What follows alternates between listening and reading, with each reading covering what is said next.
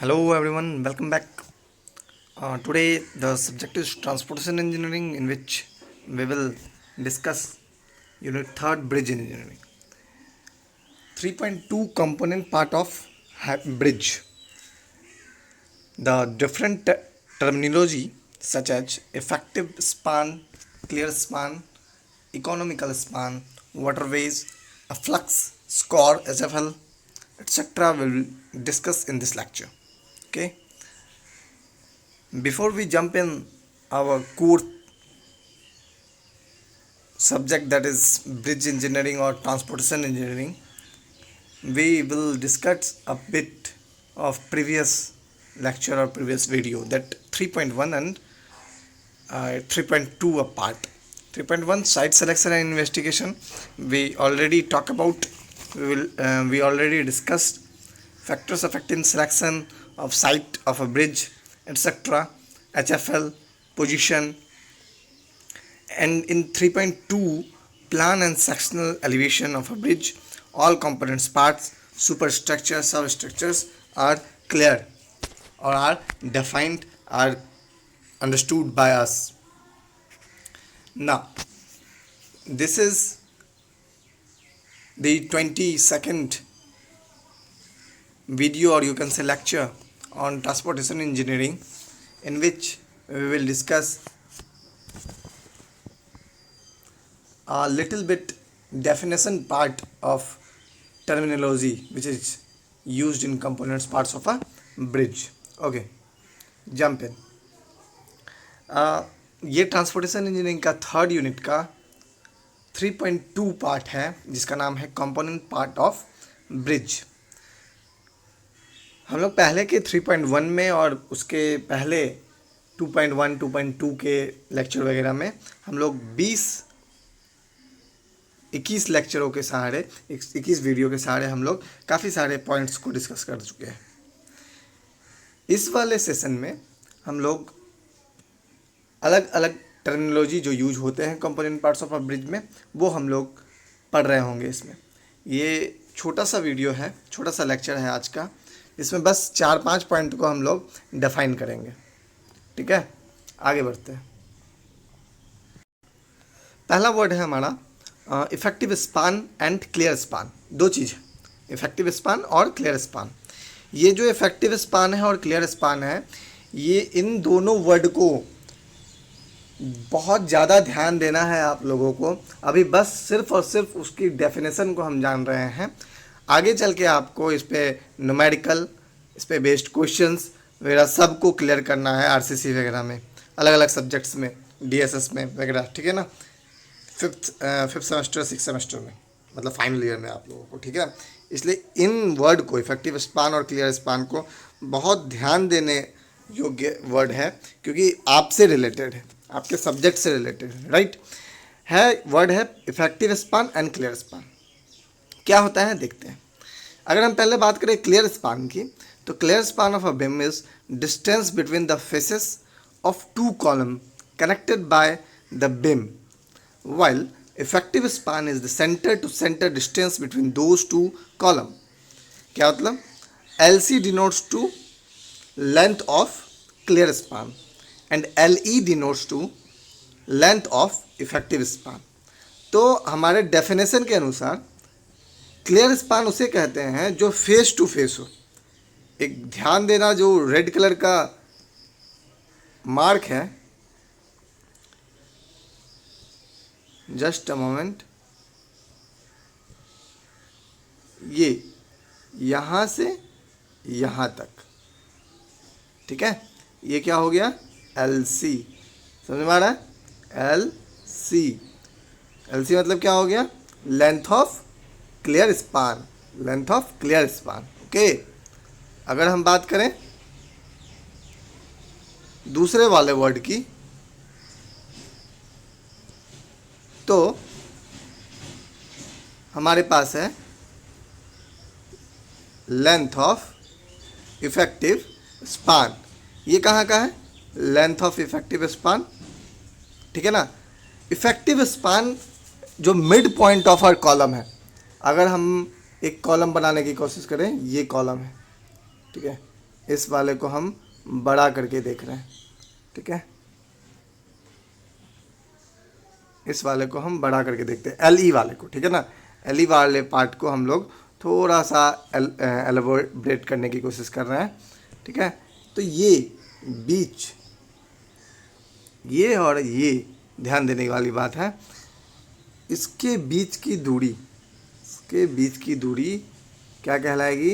L E, effective span, length of effective span. अगर हम बात करेंगे किस चीज़ की? क्लियर स्पान की। तो फिर से अगर हम बताएं, और हम लोग फिर से बनाने की कोशिश करें उसी डायग्राम को, तो ये यहाँ से यहाँ की दूरी, कहाँ से कहाँ तक? ये जो है, ये वाला पार्ट जो रेड कलर से है, या दूसरे कलर से, हम ब्लैक कलर से करने की कोशिश कर रहे हैं, ये वाला क्या हो जाएगा? ये L C, length of clear span. बात समझ में आया? ये ही यहाँ से रहता तो क्या हो जाएगा? L E, length of effective span. बहुत ध्यान देने वाली बात है, कॉलम के बीचों बीच अगर आए, इस वाले कॉलम के बीचों बीच आए, तो वो क्या हो जाएगा? Length of effective span. अगर यही यहाँ से यहाँ आए तो क्या हो जाएगा? Length of clear span, right.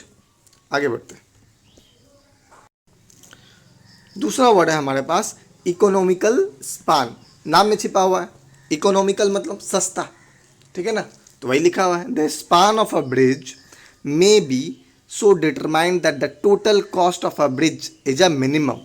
The span to satisfy this condition is called the economic span. The total cost of a bridge consists of a cost of the substructure and that of the superstructure. Substructure और superstructure को मिला के उस span वाले जो जिस span को हम बनाने जा रहे हैं, उस स्पान का अगर कॉस्ट कम लग रहा है एज कम्पेयर टू दूसरा, तो उस वाले हिस्से को हम क्या बोलेंगे? इकोनॉमिकल स्पान, ठीक है। नेक्स्ट वाला वर्ड है हमारा एफ्लक्स। एफ्लक्स को जरा ध्यान से देखिएगा कि एक्चुअली में क्या होता है efflux.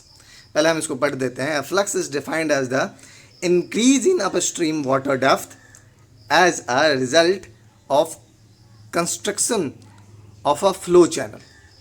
Increase in upstream water depth, depth कैसे स्ट्रीम का बढ़ जा रहा है? Increase in upstream water depth. देख लो डेप्थ कैसे बढ़ जा रहा है।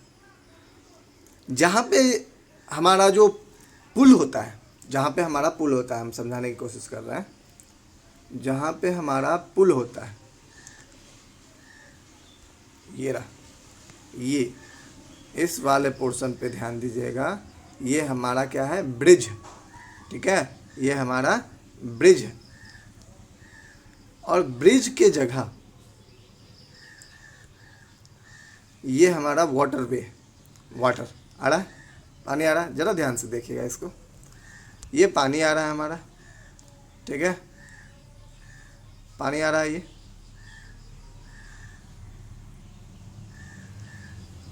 तो ये जब कहाँ पे पहुँचता है? यहाँ मान लो यहाँ तक पहुँचा, ठीक है, यहाँ तक पहुँचा। तो क्या हो गया? यहाँ पे जो डेप्थ है किसकी? वाटर की, वो इंक्रीज होता है। क्यों?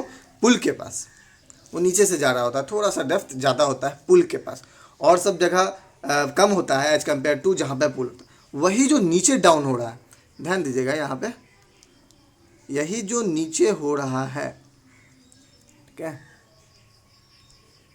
यही जो नीचे हो रहा है, ये वाला पार्ट यहाँ ध्यान दीजिएगा। तो ये एफ्लक्स कहलाता है।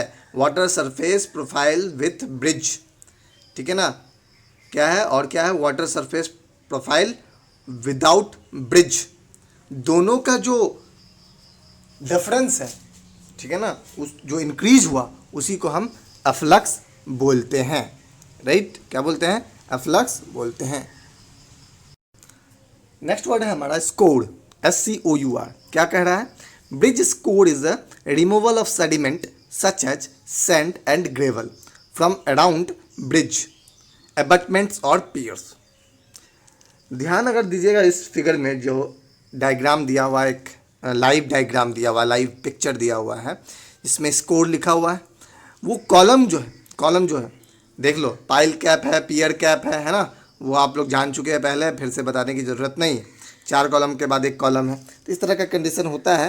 ठीक है, तो ये जो नीचे है, जहाँ पे हमारा सबसे नीचे वाला कॉलम है, ठीक है ना, उसके बाजू में क्या होता है, मिट्टी वगैरह, sediments, removal of sediments such as sand and gravel from around bridge apartment और पियर्स के बाजू में या अपार्टमेंट्स के बाजू में क्या होता है, वहाँ पर सेडिमेंट हो जाता है, मतलब सैंड या ग्रेवल वहाँ हट जाता है.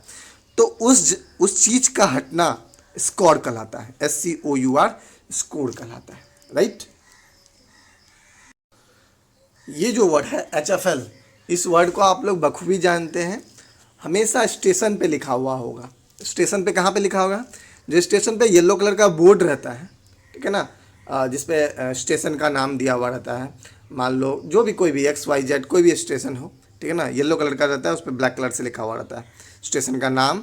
ठीक है, इंग्लिश में, हिंदी में और भी उर्दू में कहीं कहीं, ठीक है ना, हर जगह अलग अलग, कहीं बंगला में लिखा हुआ रहता है. हर जगह अलग अलग जगह का अलग अलग भाषा के अनुरूप लिखा हुआ रहता है, लेकिन हिंदी इंग्लिश में लिखा हुआ रहता है. तो नीचे में लिखा हुआ क्या रहता है, समुद्री तल से ऊपर. ठीक है ना, समुद्री तल से ऊपर इतने मीटर. ठीक है ना, तो वो क्या होता है, जो लेवल होता है समुद्र तल का, उससे वो जो जगह है, कौन, वो स्टेशन जो है उतनी ऊंची है. उतनी ऊंची स्टेशन का छत नहीं, स्टेशन का ज़मीन. ठीक है, समुद्र तल से उतना ऊंचा है वो. तो ठीक उसी प्रकार HFL, हाईएस्ट फ्लड लेवल. ठीक है ना, उससे हम कितना ऊंचा हम पुल बनाते हैं कि जितना हम लोग लेवल होता है फ्लड आने का फ्लड कोई लेवल माप नहीं सकता, लेकिन पिछले 10 साल 20 साल में जितने दूर तक आया है, क्या हमारा बाढ़ आया हुआ है, हमारा फ्लड लेवल आया हुआ है, लेवल ऊपर होने का, उसको तो जानते हैं हम लोग. उस अनुसार हम किसी भी पुल को जब बनाते हैं तो हमारा हाइट होता रहता है, किसका, ब्रिज का. तो लिखा हुआ highest flood level is the level of highest flood ever recorded और the calculated level for design discharge. मतलब अभी तक जितना ऊंचाई मैक्सिमम लेवल तक जो फ्लड आया है, या जो डिज़ाइन है डिस्चार्ज का, ठीक है ना, डिस्चार्ज मतलब पानी के डिस्चार्ज का जो पिक पॉइंट है, वो हाईएस्ट फ्लड लेवल कहलाता है.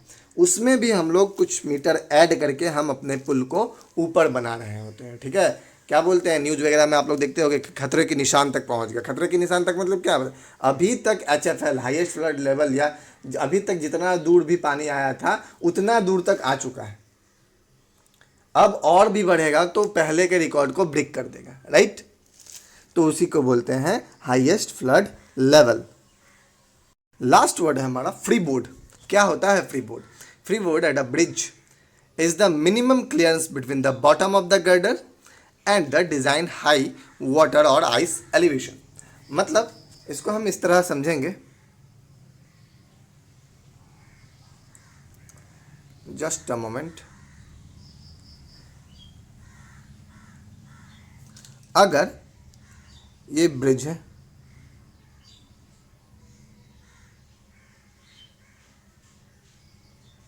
ठीक है, ये ब्रिज है,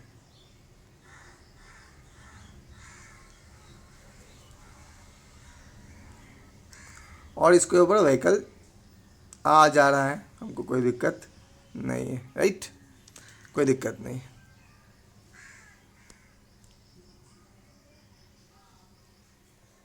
मान लो, ठीक है, तो ये इसके नीचे जो पानी है, ये मान लो इतने लेवल तक का, इतने दूर तक पानी है. बात मेरा ध्यान से देखिएगा, इसके इतने लेवल तक पानी है. ठीक है, तो ये जो डिस्टेंस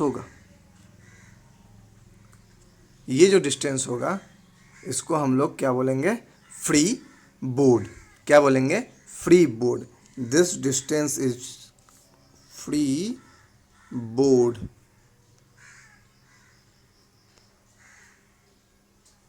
ठीक है, क्या बोलेंगे? Free board, right. The distance between the bottom bottom of the girder, bottom bottom मतलब ये हो गया bottom, and the design high water, the design high water और आइस एलिवेशन, ये हाई वाटर। ठीक है, इस वाले दोनों के डिस्टेंस के गैप को हम क्या बोलेंगे? Free board. ठीक है, तो ये तो था आज का पूरा टॉपिक जितने हम लोगों को डिस्कस करना था। ठीक है, इसमें हम लोगों ने छोटे छोटे डेफिनेशन पार्ट को with the help of diagram के सहारे समझा, क्योंकि स्कोर क्या होता है, फ्री बोर्ड क्या होता है, फ्री बोर्ड डायरेक्ट यूज होगा तो हम समझ ही नहीं पाएंगे क्या क्या होता है free board. Effective span, clear span में बहुत लोगों को दिक्कत होगा, ठीक है ना, लेकिन अब थोड़ा थोड़ा क्लियर हो जाएगा, राइट। तो नेक्स्ट लेक्चर में हम लोग नेक्स्ट टॉपिक को कर रहे होंगे, जो कि foundation, piers, abutment, wing wall और बियरिंग, अप्रोच और ब्रिज फ्लोरिंग है। ठीक है, इन चीज़ों के बारे में फंक्शन, इन चीज़ों का फंक्शंस, रिक्वायरमेंट और टाइप्स अगर होंगे तो टाइप्स को हम लोग जिक्र कर रहे होंगे। किसका किसका? Foundation, piers, abutment, wing wall, bearing, approaches और ब्रिज। ठीक है, थैंक यू फॉर वॉचिंग।